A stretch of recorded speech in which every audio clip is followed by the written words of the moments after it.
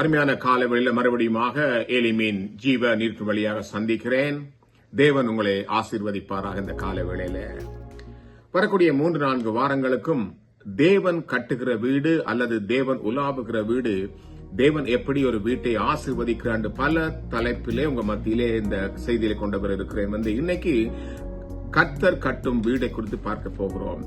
சங்கீதம் 127:1 சொல்கிறது கர்த்தர் வீட்டை கட்டாராகில் அதை கட்டுகிறவர்களின் பிரயாசம் விருதான் சொல்லி, வீடு கட்டுவதற்கு சில முக்கியமான காரியங்கள் தேவையா இருப்பது. முதலாவது we need an architect, அல்லது அந்த வீட்டை குறித்து வனைகிறவர் ஒருவர் வேண்டும்.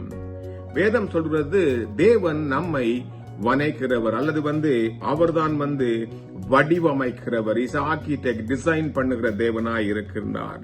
2 வழிகளிலே நம்முடைய வாழ்க்கையை நாங்கள் வடிவமைக்கலாம். ஒன்று, நானே என்னுடைய வாழ்க்கையை வடிவமைக்கலாம், அல்லது தேவனுடைய வார்த்தையில அல்லது தேவனிடம் ஒப்பு கொடுக்கும் போது அவரை வடிவமைக்கும்படி நாங்கள் ஒப்பு கொடுக்கலாம் எங்கள் வாழ்க்கையை. நீதிமொழி 19:21 சொல்லுது மனுஷனுடைய இதயத்தின் எண்ணங்கள் அநேகம், ஆனாலும் கர்த்தருடைய யோசனையே நிலை நிற்கும் என்று சொல்லி. அப்ப தேவன் கட்டுகிற அல்லது தேவன் வடிவமைக்கிற அந்த வீடு நிலையா இருக்கிறது. ஆர்கிடெக்ட் அல்லது டிசைன் அல்லது வடிவமைப்பது மாத்திரம் போதாது, அதை கட்டுவதற்கு filter, we need a builder, அந்த வீட்டை கட்டுவதற்கு தேவன் நம்மை உருவாக்குகிறவர், அவரே நம்மை கட்டுகிற தேவன். அவர் குடும்பத்தை கட்டுகிறவர், நம்மை கட்டுகிறவர். அதனால் தேவனே கட்டுகிறவர். எபிரேயர் 3:4 சொல்லுது எந்த வீடும் ஒருவனால் உண்டாக்கப்படும், எல்லாவற்றையும் உண்டு பண்ணினவர் தேவன் ஒருவரே. நம்முடைய வாழ்க்கையை வடிவமைக்கிறவர் அவரே. நம்முடைய வாழ்க்கையில உருமாற்றி மாற்றி அமைத்து பாதுகாப்பு கொடுக்கிறதும் அந்த கர்த்தரே. சங்கீதம் 127:3 சொல்லுது அவரே தமக்கு பிரியமானவர்களுக்கு நித்திரை அளிக்கிற தேவன். அடுத்தது, நாங்க வீடு டிசைன் பண்ணலாம், வீட்டை கட்டலாம், பில்ட் பண்ணலாம். அந்த வீட்டிலே தங்குவதற்கு ஆட்கள் வேண்டும்.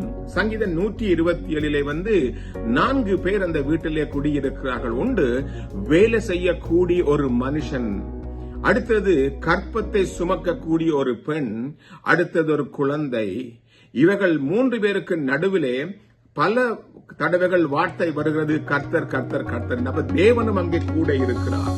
தேவன் நம்முடைய வீட்டிலே உலாவ விரும்புகிறவர். ஆரம்பம் முதல் இன்னைக்கு வரைக்கும் நம்ம மத்தியில உலாவுகிற தேவன். இன்றைக்கு அவர் வடிவமைத்த வீடு, அவர் கட்டுகிற வீட்டிலே அவர் உலாவுகிறாரா? எல்லா இடத்திலும், எங்களுடைய லிவிங் ரூமா இருக்கலாம், எங்களுடைய பெட்ரூமா இருக்கலாம், எங்களுடைய ஸ்டடி ரூமா இருக்கலாம், எங்களுடைய ஒர்க் பிளேஸ் ரூமா இருக்கலாம். இத்தனை இடங்களிலேயும் தேவன் உலாவுகிறாரா? அல்லது நாங்கள் தடை போடுகிறோம், ஆண்டவரே இன்னைக்கு நீர் வராது என்று தடை போடுகிறோமா?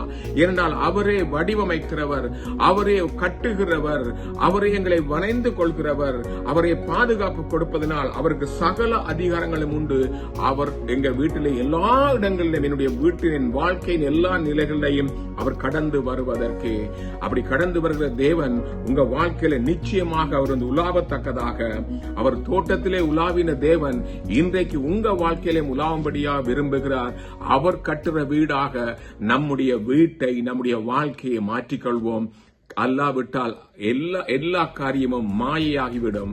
அந்த நம்பிக்கையோடு ஆண்டவரே இந்த வாழ்க்கையை நீர் கட்டும் என்று சொல்லி அவர் சமூகத்தில் ஒப்பு கொடுப்போம். இந்த காலையில் உங்க வாழ்க்கைய, உங்க குடும்பத்தை தேவன் கட்டுவாராக. கிருபை நிறைந்த நல்ல ஆண்டவரே, இந்த காலவெளியில் ஆண்டவரே நீர் எங்களுடைய குடும்பத்தை ஆண்டவரே வடிவமைக்கும்படியாக, நீர் என்னுடைய குடும்பத்தை கட்டும்படியாக, நீரே என்னுடைய குடும்பத்தில் ஒருவராக எப்போதும் உலாவும்படியாக நாங்கள் ஒப்புக் கொடுக்கிறோம். அப்பா, எங்களுடைய வாழ்க்கையின் எல்லா பகுதிகளிலையும் நீர் உலாவத்தக்கதாக நாங்கள் ஆண்டவரை ஒப்புக் கொடுக்கிறோம்.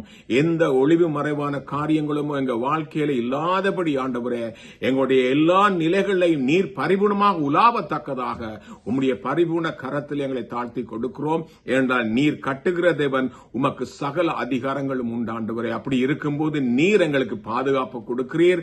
அந்த பாதுகாப்புகள் நித்தியமாக இருப்பதனால் உம்முடைய அன்பின் கரத்திலே தாழ்த்தி கொடுக்கிறோம். இதை கேட்டுக்கொண்ட பிள்ளைகள் வாழ்க்கையில மாற்றங்கள் உருவாகட்டும். கர்த்தரை நம்பி முற்று முழுதாக வாழ்க்கையை ஒப்புக் கொடுக்க, வாழ்க்கையின் எல்லா நிலைகளையும் அவரை சார்ந்து வாழ இந்த காலவெளி ஒப்புக் கொடுக்கிறோம். கொடுக்கிறோம் ஆண்டவரே. கர்த்தரையும் அவருடைய நீதியை முதல்ல தேடுங்கள், மீதியெல்லாம் கூட கொடுக்கப்படும் என்று சொன்னீர் அல்லவா? அந்த வார்த்தையின்படி ஆசீர்வதிக்கிறேன். நீரை தொடர்ந்து பொறுப்படுத்துவதற்கு காத்துக்கொள்ளும். இயேசுவின் நாமத்தில் ஜெபிக்கிறோம் அருமை பிதாவே. ஆமென்.